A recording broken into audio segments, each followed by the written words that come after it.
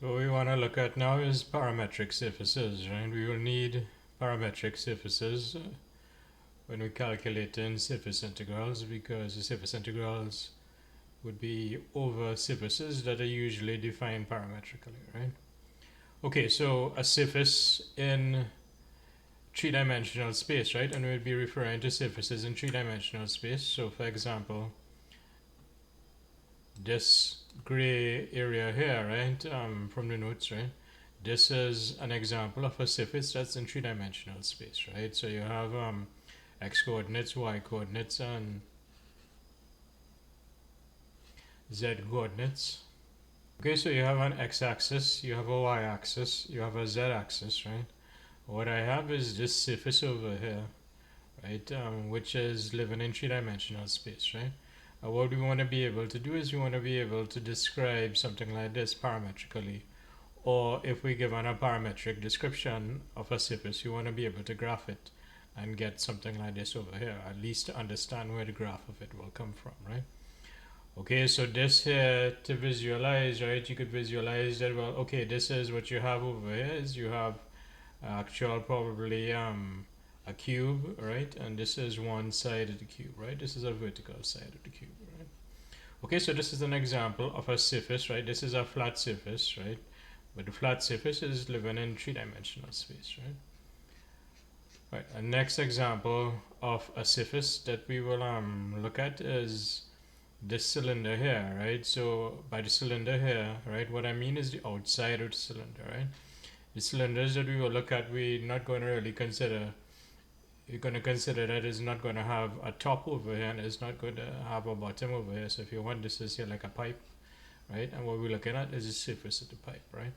Okay, so again, this is something that is locally, it's two-dimensional, but it's living in three-dimensional space, right? And locally means that if I look, say, just at a point and so, right, and I just look very close at a point, right, it would just seem to be like a plane, right? But when you go out and you zoom out, right, you'd see the curvature in it, right? So this here, this is a surface. Anyway, so these sort of parametric surfaces, as I said, we want to be able to describe them and we want to be able to graph them. So before I get started on the parametric surfaces, let me just very quickly review what we did for parametric curves, right? Okay, so I did this example in lecture 2. Right, so we sketched this parametric curve, which is x is equal to 10 cos t, y is equal to 10 sin t, where the t goes between 0 and pi on 4, right? So as I said, this is in lecture 2.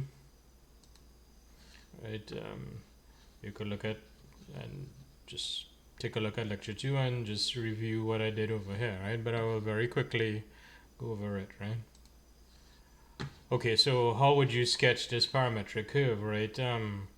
What I did here is, for this parametric curve where the x is equal to 10 cos t and the y is equal to 10 sin t, right? What I did is I eliminated the parameter t, right? And when I eliminated the parameter t, I got x squared. Well, in order to eliminate the parameter t, right, what I did is considered x squared plus y squared. And x squared plus y squared would be 10 cos t squared plus 10 sin t squared, which is 100 cos squared plus 100 sin squared, right? And I can factor out cos squared plus sin squared to give me 100, right? So what I get is x squared plus y squared is equal to 100, which is x squared plus y squared is equal to 10 squared, right? So this parametric curve is going to be a subset of a circle of radius 10, right? And then what you need to do is you need to determine, well, what particular subset it is, right? And how you do that is you can plot points, right? So you can plot the endpoints. T is the endpoints of your t interval over here. So you plot when t is equal to 0, right? And when t is equal to 0, right? When t is equal to 0, right? What you will get is you will get this starting point over here, right?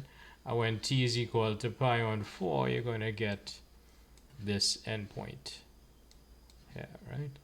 Okay, so this graphic here is with the same situation. X is equal to 10 cos t, y is equal to 10 sin t, right? The t is going to go between 0 to, this is works out, this is pi on 4 over here, right? Okay, and this graphic, what it's doing, it's plotting points for different values of t, right? So this starts at t is equal to 0, right? So you put t is equal to 0 into this expression over here, and what you'll get is a point, right? So when you put t is equal to 0 into the x is equal to 10 cos t and the y is equal to 10 sin t, you're going to get 10 cosine of 0, which is cosine of 1, right? You get 10 cosine of 0, which is equal to 10 times 1, which is 10, right? And then you get 10 sine 0, which is 10 times 0, which is 0, right? Okay, so when t is equal to 0, you're going to get the point 10, 0, which is this point over here, right? And when t is equal to pi on 4, you're going to get your endpoint over here, right? Which is 5 on root 2, 5 on root 2. So what you're doing is you're substituting t is equal to pi on 4 into this over here and into this over here, right? Okay, so as I said, t is equal to 0 will give you a specific point. T is equal to pi on 4 will give you the endpoint, right? And the points in between, right? So for example, at t is equal to 0.5, right? You get this specific point over here, right? Okay, so what I want to, well, the point I want to make over here is what you're doing is you're putting in values of a single parameter over here, t, right? And when you put in those values for your parameter t, right, what you're going to get is each value for t will give you a certain xy point, right? So t is equal to 0 gives you this point 10, 0. T is equal to pi on 4 gives you t is equal to 0 gives you this point 10, 0. T is equal to pi on 4 gives you 0.5 root 2, 5 root 2, right? And say t is equal to 0.5 gives you some specific point, which is 8.78, 4.79, right? Okay, so different values of t over here give you different points, xy, right? And notice over here, what you're doing is you're varying a single parameter t, right? And what we're going to see in parametric surfaces is that you're going to have parametric surfaces would be different than this over here, right? So for a parametric curve, you have a single parameter t. For a parametric surface, what you're going to have is you're going to have two parameters, u and v, right? Okay, so as I said, for a parametric curve, you're going to have a single parameter t over here. But in the case of a parametric surface, right? And this is an example of the form of a parametric surface, how it's going to be defined for us, right? You want to notice first of all that you have two parameters here. The first one is called u over here and the second one is called v, right? So you have two parameters, u and v over here. While for a parametric curve, right, what you have is a single parameter, t over here, right? Right, okay, so let's look at the definition of a parametric surface, right? So a parametric surface is a two-dimensional surface that's going to live in three-dimensional space, right? So if you want, it's floating somewhere in three-dimensional space, right? And how it's specified, right?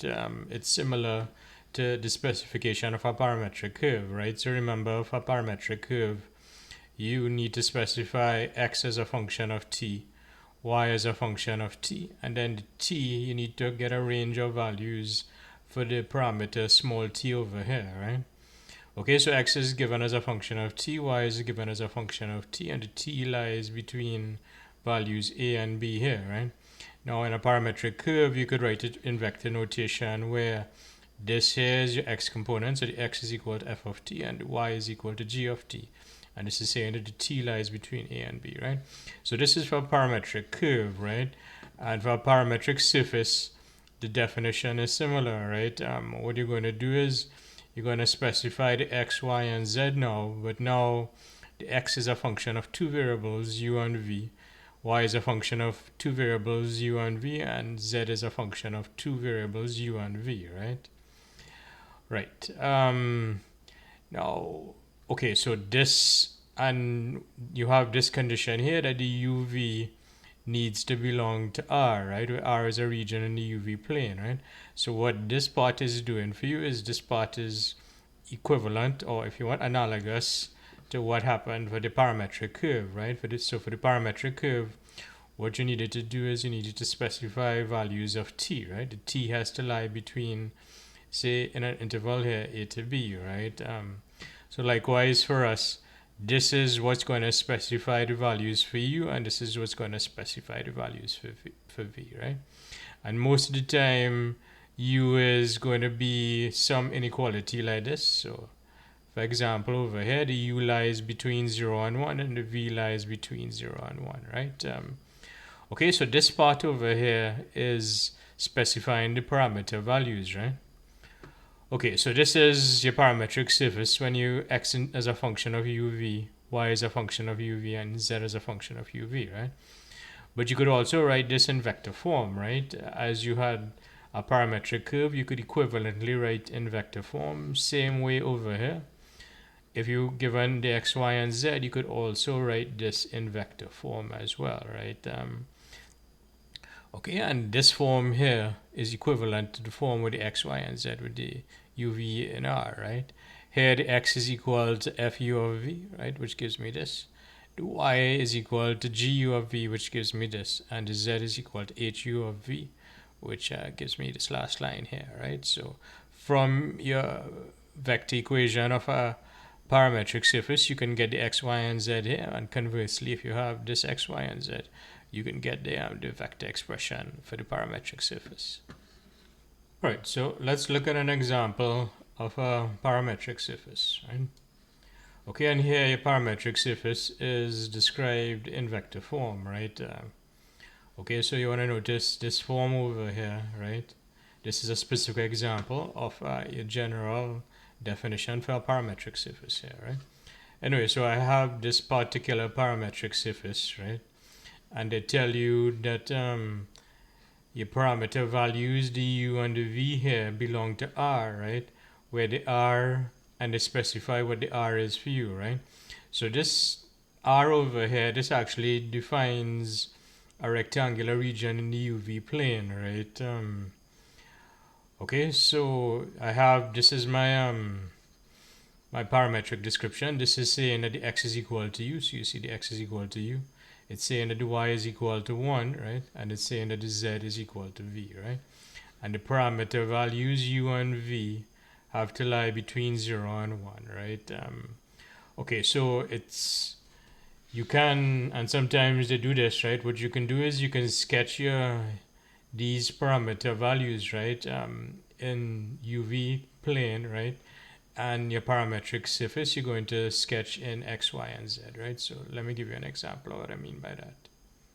Okay, so I use some software here to sketch your parametric surface, right? So in this notation here, the x is equal to u, the y is equal to 1, the z is equal to v, right? And the u is going to lie between, okay, so here you see the u lies between 0 and 1, and if I zoom in over here, you see that the u is between 0 and 1 over here, right? And the v is also between 0 and 1, which is what I have over here, right? So what's described in this example is what's described over here, right, in the software. Okay, so what is this? Okay, so u and v both lie between 0 and 1, right? So what do you want? What does that mean, right? Well, you could consider your UV plane, right? You could in fact sketch that region R, right? So this region R over here, where the u and v lie between 0 and 1 is in fact this region over here, right? So this rectangular region, which in this case is a square region, right? Okay, so the u lies between 0 and 1, so this is your u axis over here, and this is your v axis over here, right? The u lies between 0 and 1, and the v lies between 0 and 1 over here, right? Okay, so these are your uv values here, right? And because you have this condition here that the uv needs to belong to R, right? And the R is restricted here. The R is a rectangle. It means that your parameter values, u and v, need to lie inside this reddish rectangle over here, right? Okay. Right, so right, so this is the region R over here, and the actual surface S in this case is this green surface over here, right? Okay, and that corresponds to what I have in my notes. What I have in my notes is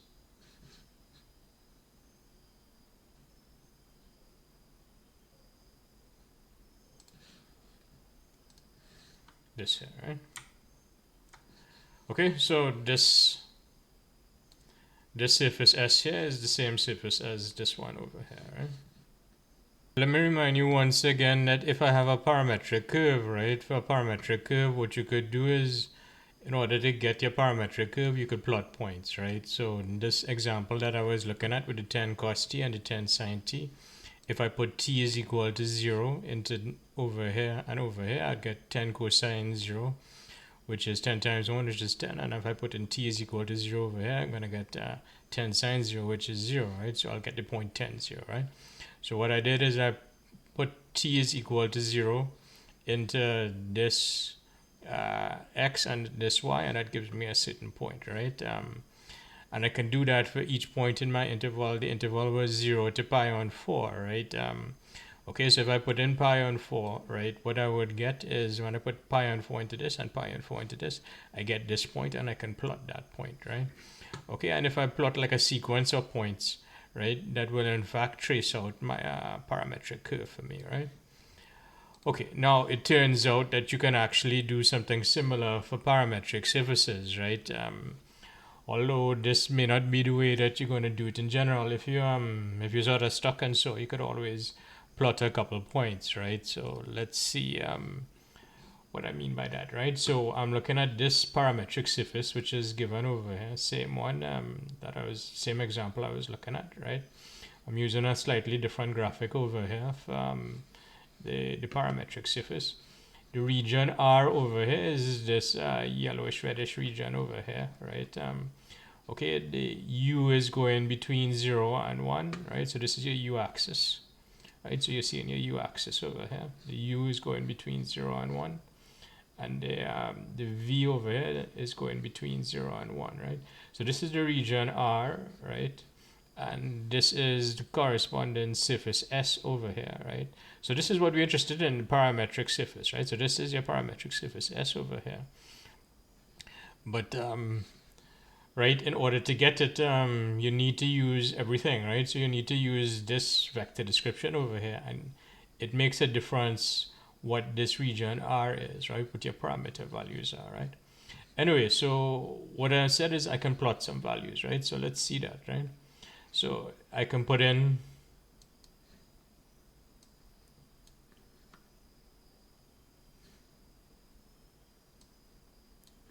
so for example, for my parametric description over here, remember the U and V have to lie between 0 and 1, right? So what I can do is I can put in U is equal to 0 and V is equal to 0, right? Okay, and the point U is equal to 0 and V is equal to 0 is actually right here, right? So this is the point. That point, this red point over there, is U is equal to 0 and V is equal to 0, right? Okay, now when I put U equal to 0 and V equal to 0 into this expression, what do I get, right? What I get is I get 0i, 0k over here, right? And I have a 1j, right? Okay, and if I write that as a point, right, what that is that the x is equal to 0, the y is equal to 1, and z is equal to 0, right? So your parameters u and v being equal to 0, 0, right? When I substitute it into here, right, 0 in for here and 0 in for here, what I get is the point 0, 1, 0, right? And that actually is this red point over here, right? Okay, so this here in UV plane, right, the parameter values, the U is equal to 0 and the V is equal to 0, right? So the UV is equal to 0, 0, right? When I put it into my parametric description, right, when I put it in over here, U is equal to 0 and V is equal to 0, I get the point 0, 1, 0 here, right? And 0, 1, 0 is in fact this point over here, right? Notice you see that here your x is equal to 0, the y is equal to 1, and the z is equal to 0, right? So this is in your parameter space. This is uv, right? So when the uv is equal to 0, 0, I'm going to get the point 0, 1, 0, right? And I can substitute if I want to see what this entire surface looks like, right? I use different parameter values over here, right? So different pairs of parameter values, right? Okay, so Again, the u and v have to lie between 0 and 1, right? So let's change the u, but let's keep the same v, right? Okay, so the u is equal to 1 and the v is equal to 0 in this example, this case here, right? So if I put in u is equal to 1 and v is equal to 0, right, what I will get is I'll get a 1 over here. I'll have a 1 over there still, but I have a 0 over here. So I get the point 110, right?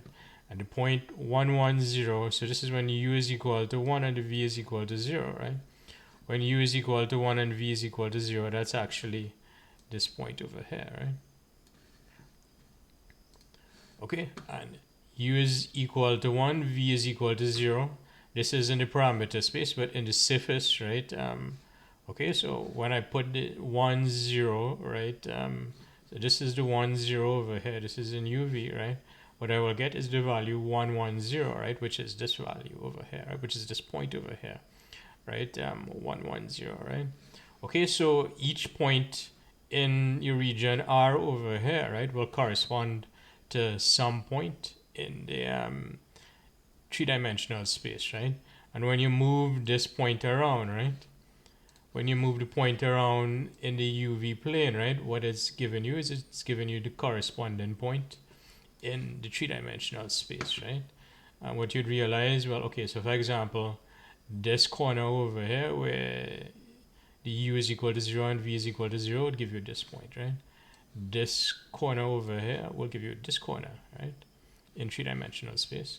This one would give you this corner over here. And this one over here will give you this corner here, right? Okay, so we saw that if I have this vector description of my parametric surface, where the parameter values u and v are specified by a region R, such as this over here, in order to sketch your region, which is this, in order to sketch, the parametric surface S over here, right? What you can do is you can plot points, right? So for example, over here, you can put in the u is equal to 0 and v is equal to 0 to give you this point, and so on, right? So you're varying points in your region here, your parameter region, big R over here, right? Each one over here would correspond to a certain point on your parametric surface, right? So this here is the R over here, this is R over here, and this green one over here, this is the surface S over here, right? So you can sketch the surface S over here by plotting points, and by plotting points you need to use the parametric description that was given to you, right? But let's see a next way to do this, right?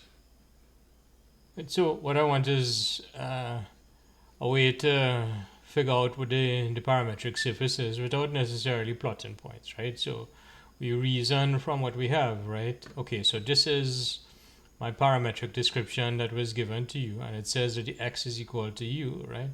The y is equal to 1, and that the z is equal to v, right? Okay, so how you'd want to graph your parametric surface using this, right? Well, the overall sort of plan over here is to see if we could eliminate the parameters u and v, right? And hopefully once we eliminate the parameters u and v, we'll get something in normal Cartesian coordinates x, y, and z, right? That we should recognize, right? Okay, so let's focus on this one over here, y is equal to 1, right? And we could forget about the x is equal to u and the z is equal to v just for the time being, right? Okay, so, well, what's y is equal to 1, right? Y is equal to 1 is actually a plane, right? Okay, so this over here, right, is y is equal to 1, right? Okay, so this entire thing over here, and this actually should be going back this way, and going up and going down and so on, right? This is your plane, y is equal to 1, right? So this is your y-axis over here. And you notice for all values here, you have y is equal to 1, right? So y is equal to 1 is this plane here, right? Okay, and now what we also have is we given that the x is equal to u, right? And we know that the z is equal to v, right? And the x is equal to u and the z is equal to v is coming from my parametric description, right? But I'm given from the parameter space for the big R, right? The parameter space for the big R says that the u needs to lie between 0 and 1, the v needs to lie between 0 and 1, right? Okay, so the u needs to lie between 0 and 1, right? But the x is equal to u, right? So if the u has to lie between 0 and 1 and the x is equal to u, right? That means that the x has to lie between 0 and 1, right? Okay, so if the x is going to lie between 0 and 1, and now let's use that condition over here. Well, we're actually using x lies between 0 and 1 and the x is equal to u, right? So what that will do for me is the x has to lie between 0 and 1 and the x is equal to u, right? Okay, so if x lies between 0 and 1, notice when I impose a condition, x lying between 0 and 1, and if say I look at it that way, right? And I say project it onto the zx axis.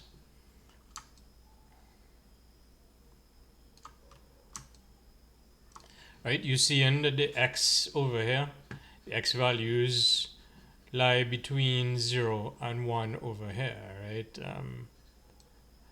So far what I have is I have two conditions, right? I have that the y is equal to 1, which means that the points need to lie on this green plane over here, right? So y is equal to 1. If you project this way, you see that the y is equal to 1, right? And if you project this way here, right, you see that the x has to lie between 0 and 1 over here, right? Okay, so far what I used is this condition, y is equal to 1, and the x going between, has to lie between 0 and 1, right? And then the z is equal to v, right? And the v also goes between 0 and 1, which means that the z has to lie between 0 and 1, right?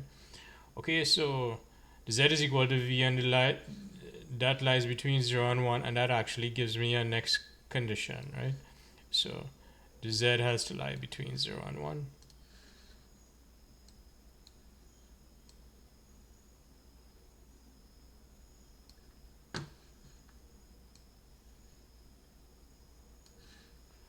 Okay, and notice now what you see is you see that the z, it is lying between 0 and 1, right? Sorry, the z over here lies between 0 over here and 1 over here, right? Okay, so what happened here is that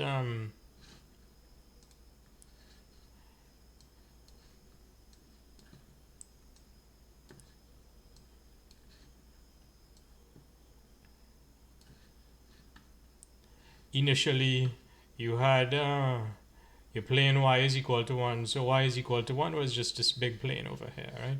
And then what you did is you used the condition x line between 0 and 1 to chop it down, right? So x line between 0 and 1 will chop it down to this strip over here, right? And then z line between 0 and 1 will chop it down further.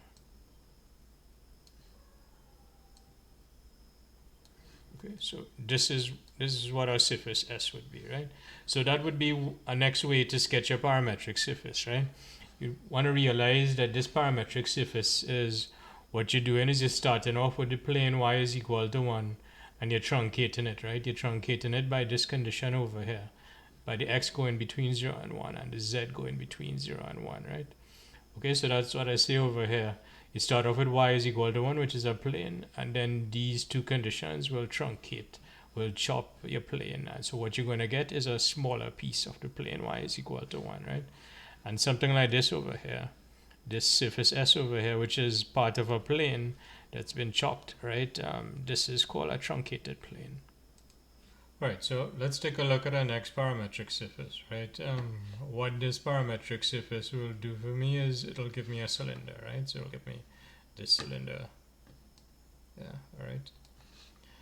Okay, so let's see how we get that, right? So this is my parametric surface. The x is equal to 2 cosine u, the y is equal to 2 sine u, right? And then the z is equal to v, right? And your parameter values lie, the u lies between 0 and 2 pi, right? So this is my u axis.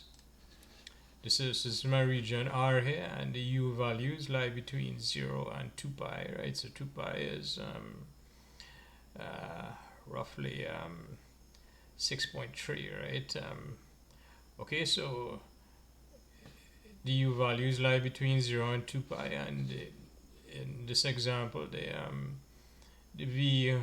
parameter values for the v lie the v lies between 0 and 3, right? Okay, so the v lies between 0 and 3, right? So this is my region R here, right? Anyway, so x is equal to 2 cosine u, y is equal to 2 sine u, and the z is equal to v, right? Okay, so in order to sketch it, what we could do is we could eliminate parameters, right? So if we focus on the first two, right, what you'll have is x squared plus y squared, right, is equal to 4 cos squared plus 4 sine squared. And that would be 4 cos squared plus sine squared, which is 4 times 1, which is 4, right? Okay, so I get x squared plus y squared is equal to 4, right? All right, now this x squared plus y squared is equal to 4 just by itself, right? Well, what is that, right? Well, what that is if you look at it this way, right, and you project, right, if you consider, say, this cylinder over here, and I project like that, right, notice what this is that it's a circle, right? It's a circle of radius 2, right? So you're seeing the 2 over there, right? So there's a circle of radius 2, so this circle is x squared plus y squared is equal to 4, right? But this is when you look at it in the xy plane, right? What I have is this equation here, right? I have this equation here, x squared plus y squared is equal to 4. But this is an equation in three-dimensional space, right? So this equation is supposed to be in x, y, and z, right? But the z is missing, right? Okay, now the fact that the z is missing from this x squared plus y squared is equal to 4, right? Means that the z could be anything, right? And z could be anything means that, okay, so the x and y need to lie on the circle of radius 2, right? But the z could be anything, right? So what that means is it could be any point on the circle x squared plus y squared is equal to 4, right? But the z could be anything, right? So because the z could be anything, right? It's okay. So down there, this is what is described in the x squared plus y squared is equal to 4, right? But the z could be anything is actually saying that the height could be anything, right? Okay, and if the height could be anything,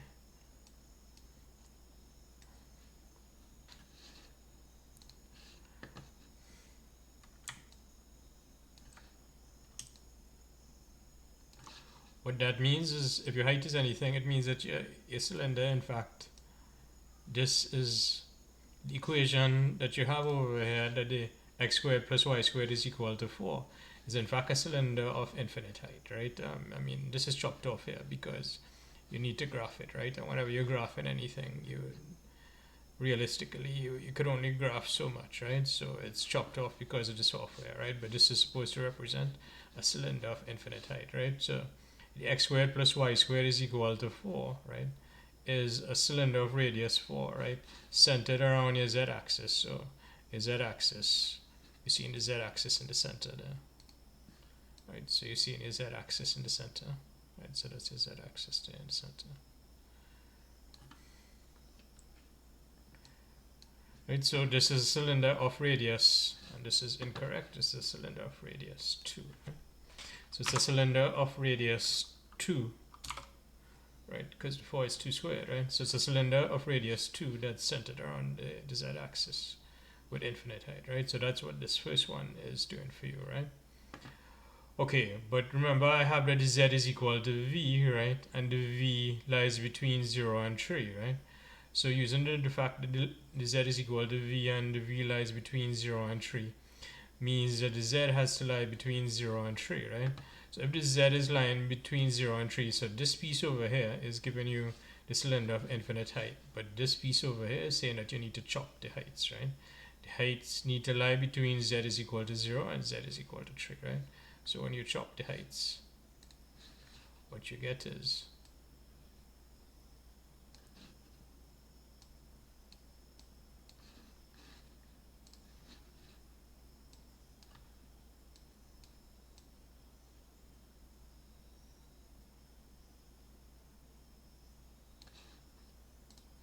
right, so you get this over here, right? Okay, so one more time, right? This is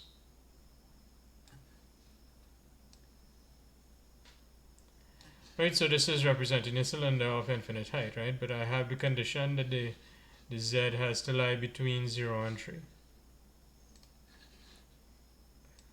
Okay, so the z has to lie between 0 and 3 over here, which means that your cylinder will be chopped by the plane z is equal to 0, which is this gray plane over here, right? And then the plane z is equal to 3, right? Which is a plane parallel to this gray plane, but at height 3 over here, right? Anyway, so this, what this parametric surface describes for you is it describes a cylinder of radius 2, right? So you see in your radius 2 over there, right? So this is, right, so a cylinder is of radius 2, right? And then the height of your cylinder is between, it's lying between z is equal to 0 and z is equal to 3, right? So you see it here, it lies between z is equal to 0 and z is equal to 3. Okay, now we could also get the graph of the cylinder by plotting points, right? So, although it's this way by eliminating variables and so on, to eliminate the variable u as I just did to get x squared plus y squared is equal to 4, right? And to get the cylinder and to chop it this way, this is a better way to do it, right? But if you want, you could also plot points, right? And it's a good idea to also sort of understand how you can plot points over here, right? Okay, so the parameter, the parameter values that the u lies between 0 and 2 pi and the v lies between 0 and 3, right? So the v lies between 0 and 3, so the v lies between 0 and 3. And the u lies between 0 and 2 pi over here, right? Okay, so we can plot points. So let's see, I can plot parameter values that lie in the region. So let's go with u is equal to 0 and v is equal to 0, right? So if I plot u is equal to 0 and v is equal to 0 into my parametric expression, right, I'm going to get 2 times cosine of 0, which is 2 times 1, which is 2, and then 2 sine of 0, which is 0, so I get 0 here. And then the v is 0, right? So I'm using u is equal to 0, and u is equal to 0 gives me a 2 here, a 0 here. And the v is equal to 0 would give me a 0 here, right? So what I end up with is 2, 0, 0, right? Okay, so your point where the u is equal to 0 and v is equal to 0. So u is equal to 0. So this is my u axis over here. This is my v axis over here. So this is where u is equal to 0 and v is equal to 0, right? And you want to notice, let me just spin this around here.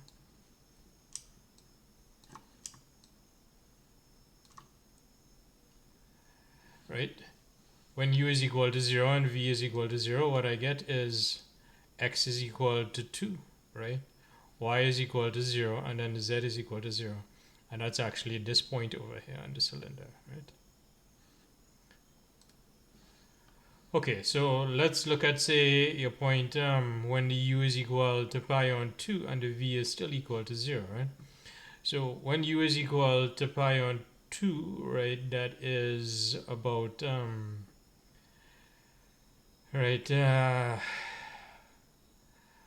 1.66 around there. Okay, so I want v is equal to 0.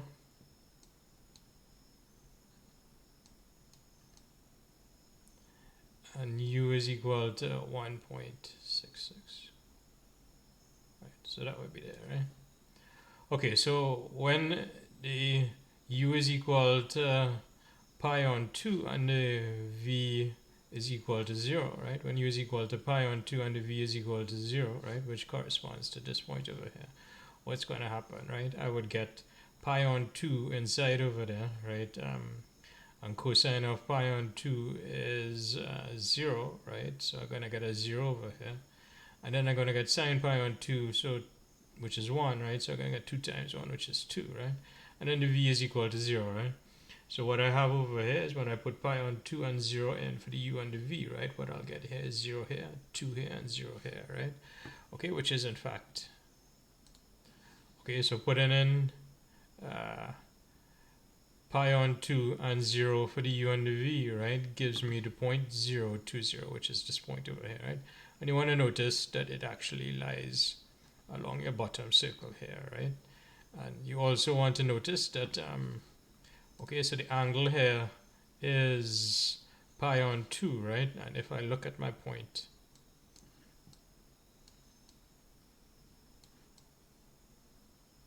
right, if I project, right, if I project onto the xy plane, okay, you want to notice that this angle over here, this angle is pi on 2, right?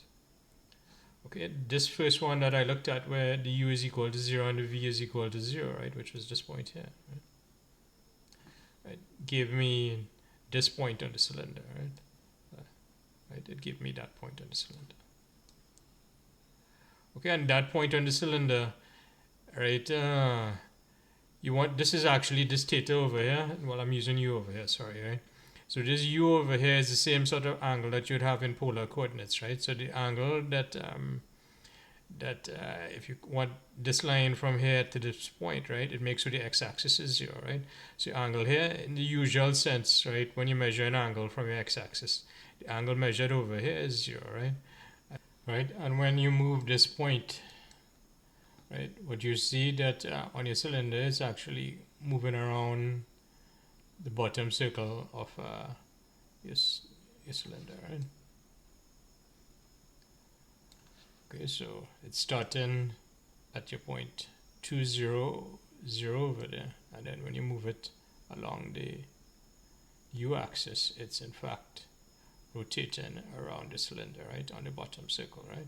And if you keep rotating, right, if you keep moving it, right, what's going to happen? It's going to go straight around the cylinder and come back. Let's plot, say, one last point here, right? And the point that I want to plot is when u is equal to 0 and v is equal to 3, right?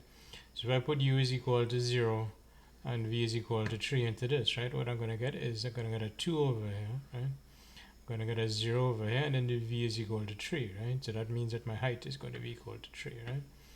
Okay, so u is equal to 0 is over here, and then the v is equal to 3 would bring me up to over here, right? Okay, so this is, okay, so over here, this is where your u is equal to 0 and then the v is equal to 3, right? So that would be directly above, you want to notice that that is directly above this point, u is equal to 0, v is equal to 0, right? So here u is equal to 0 and v is equal to 0 is this point down there, right? The 2, 0, 0, right? And when u is equal to 0 and v is equal to 3, right, that gives me the point 2, 0, 3, right, which is directly above the point 2, 0, 0. Let's just say, notice a couple things about this parametric surface, right? So suppose the r over here was different, right? Since suppose I had, instead of 2 pi over here, I actually had pi, right? Okay, so in this for this software over here, what that means is that the range of values would be up to pi, which is 3.14, right? So 3.14 would be around there, right? Okay, so changing this 2 pi to pi, right? What it does for me is it in fact gives me half of the cylinder, right? If you want, I can spin it around and look at it over there, right? So it gives me half of the cylinder, right? And if you think in terms of angle, right, the angle that you have is, the angle is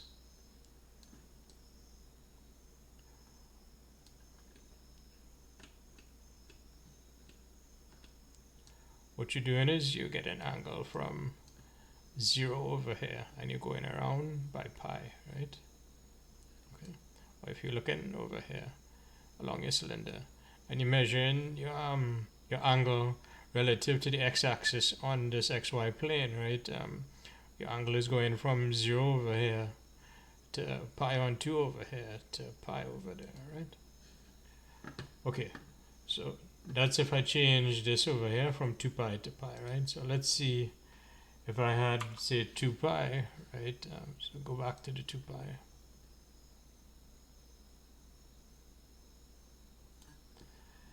Right, but I changed this from 2 to say 4, right? What would happen, right? Well, what would happen is the equation here, this is going to change from 2 .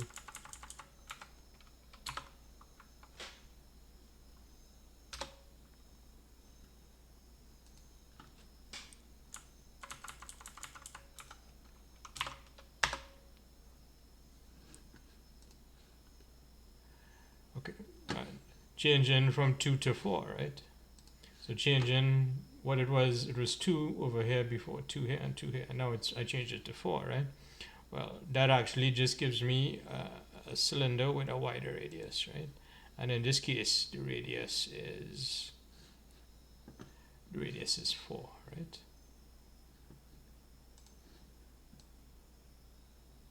Okay, so you see in the radius, the radius is actually equal to 4, right?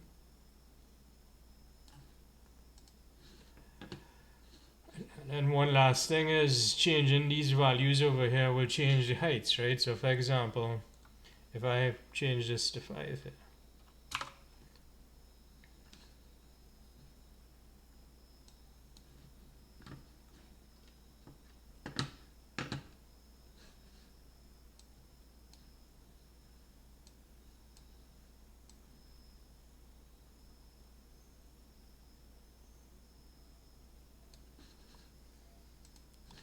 right, changing it to 5, so from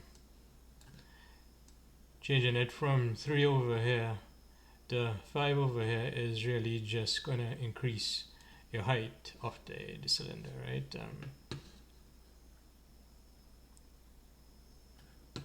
Okay, so you see that the height there would be 5. Okay, so the point that I want to make is changing the values here and here, right? What these are the radius. So this is a cylinder centered around your z-axis, right? So your cylinder here is centered around your z-axis. Okay, these values here, when they're the same, right? What they give you is they give you the radius of the cylinder, right? Okay, this here, the 0 to the 2 pi, right, is telling you that you're going to go right around the cylinder over here, right? And if you change that angle, if you change this 2 pi and you make it less, right? So if you change the u values, what that will do for you is it'll only give you a certain amount of the cylinder, right? Okay, so for example, if you go to just pi alone, right, you just get half the cylinder, right? And over here, if you used 3 pi on 2, right, what you'd get is you'd get 3/4 of the cylinder and so on, right? Okay, so these values here, they change your radius. This value here tells you how much you're going to go around, so how much of the cylinder you will get in a radial sense, right? And these values here, say from the parameter values for the v over here, right? These are giving you the heights over here, right? Okay, so, well, one last sort of interesting thing to see here is, well, what happens if these values, the 4, and these, notice here, these are the same, right?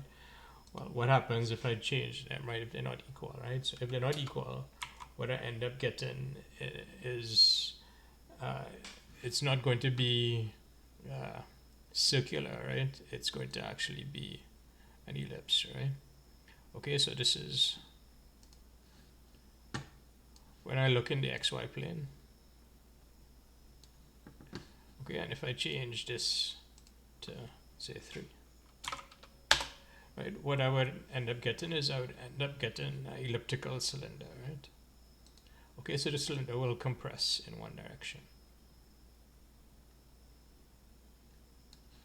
Right, so one thing to note is that I use parameter variables here, u and v, right? Now you can call these parameter variables anything that you want, right? So in the notes, the parameter variables that I use are actually theta and z, right? And this is in fact better, and typically you'd see a cylinder is described this way, right? So, okay, so one more time, in the notes here, your parameter u over here is called theta in the notes, right? And the parameter v over here is called z in the notes, right? And we want to remember that what the u and what those were doing for you is they were giving you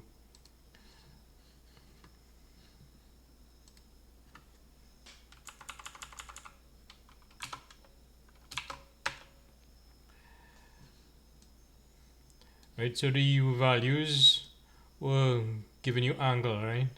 Right. So you, as you went along your u axis over here, right?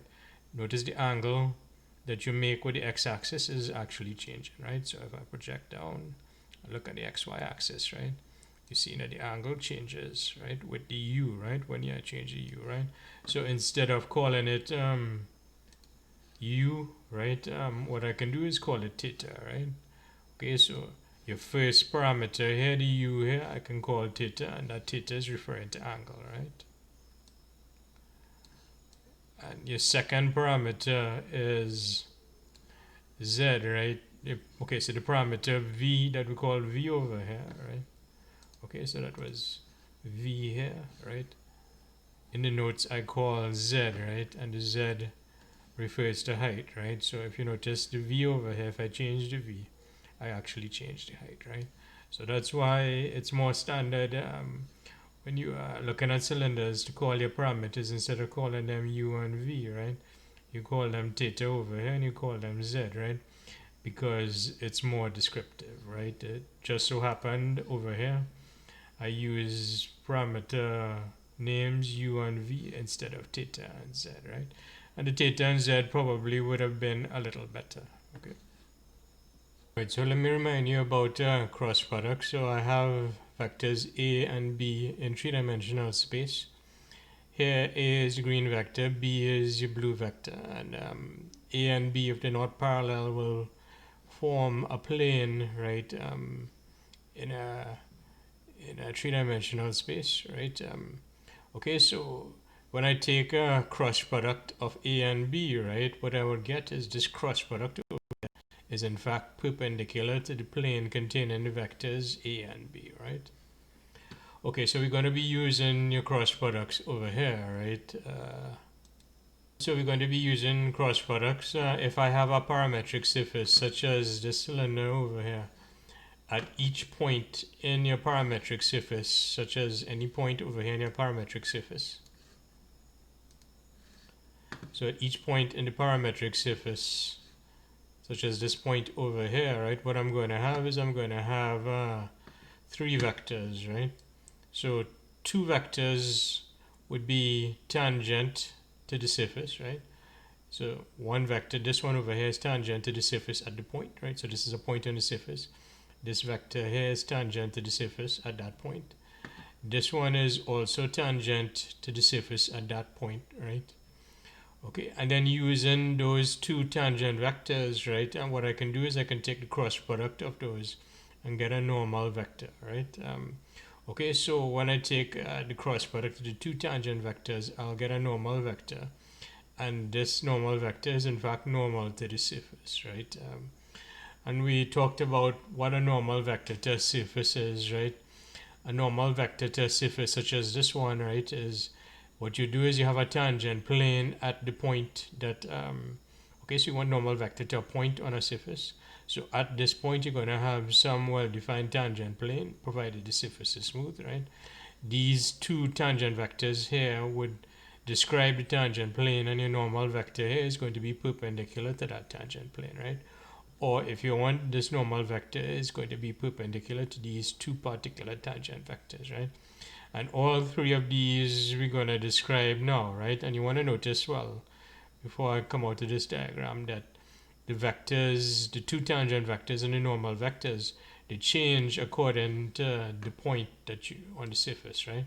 So for example, if you're at this point on the parametric surface, the normal vector is parallel to the x-axis, right? If you at this point here, right, the normal vector is parallel to the y-axis, But these two vectors here, they're still tangent, right? But they're tangent for this point here, right? Back at this one at the right. Okay, so again you have a normal vector and you have tangent vectors, but the tangent vectors and the normal vector depend on the point on the surface that you're looking at, right? Okay, so these tangent vectors, right? One is going to be what we call RU, right? So one is going to be RV, right? So for this particular example, this is RU, right? And actually, you probably can't see it here, but it's labeled as RU here, right? Okay, so this is RU here, right? This is RV over here, right? And then when you take the cross product of RU and RV, right? What you're going to get is you're going to get a normal vector, right? So for this equation here, RU is this one here, right? RV is the one pointing up, that's tangent to the surface. And the normal vector is the cross product of the RU and RV. Okay. Alright, so let's see how we get the RU, the RV, and the end from your parametric surface, right? So from the description, okay? Right, so here I have a vector description of my parametric surface. How do you get the RU, right? Well, how you get in the RU is you take in the, okay, so here I have a function of u and v being your the coefficient of the I, right? Function of u and v, gu of v being the coefficient of the j, and hu of v being the coefficient of the k, right? Okay, so to get the RU, right, what you do is you differentiate in each of these functions with respect to u, right?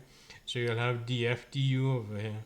Differentiate this here with respect to u, you have dg du, and then dh du over here, right? So that's how you get RU, right? You differentiate each of your component functions here with respect to u. Similarly, to get the RV, right, what you're going to do is you're going to differentiate each of the components here with respect to v, right? Notice you're keeping the unit vectors, the I, j, and k, right? So this, once you differentiate this and you get the RU, right? What you will get is you will get actually a vector expression, right? For RU, right? Anyway, so I get RU, I get RV, and then to get the normal vector, right? And you want to remember your normal vector we're going to obtain by taking the cross product of an RU over here and an RV over here, and that's how it's defined, right? So once you work out these expressions, RU and RV, okay, you're going to take a cross product to get your normal vector here, right? Now this is good and it has an interpretation and it allows us to get normal vectors for parametric surfaces, right? But the main reason why we're probably interested in this RU cross RV is once we get a surface integrals, right? And if we're doing a surface integral of a parametric surface, right? Part of the definition of surface integral of a parametric surface is you're going to have RU cross RV in the expression for the definition, right? Okay. All right, so let's see an example of using the RU and the RV to get a normal vector to a parametric surface. So what we want to get is we want to get a normal vector at your point 2, 0, 0, right? So my radius here for this cylinder, so the radius should be 2.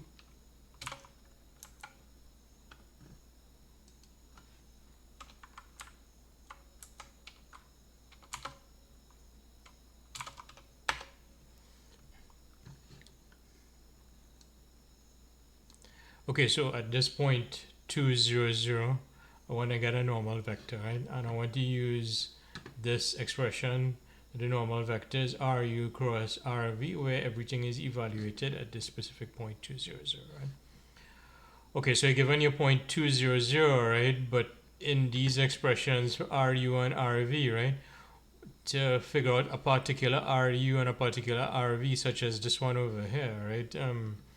What you need is you need to substitute specific parameter values, right? Now this 2, 0, 0 is a point in S over here, right? It is an actual, this isn't the parameter values, right? The parameter values come from here, right?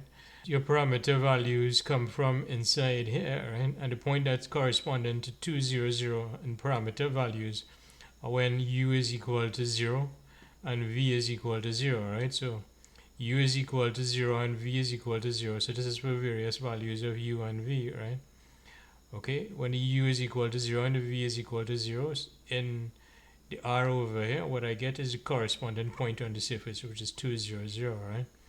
Okay, so how can I actually get that? Well, you could really just compare what you want is the theta and the z, right? So you want your parameter values, right?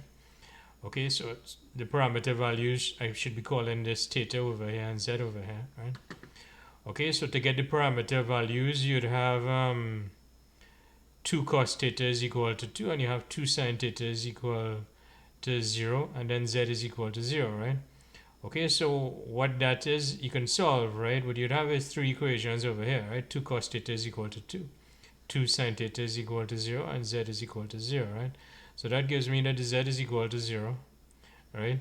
And then I'd have 2 cos theta is equal to 2, and 2 sin theta is equal to 0, right?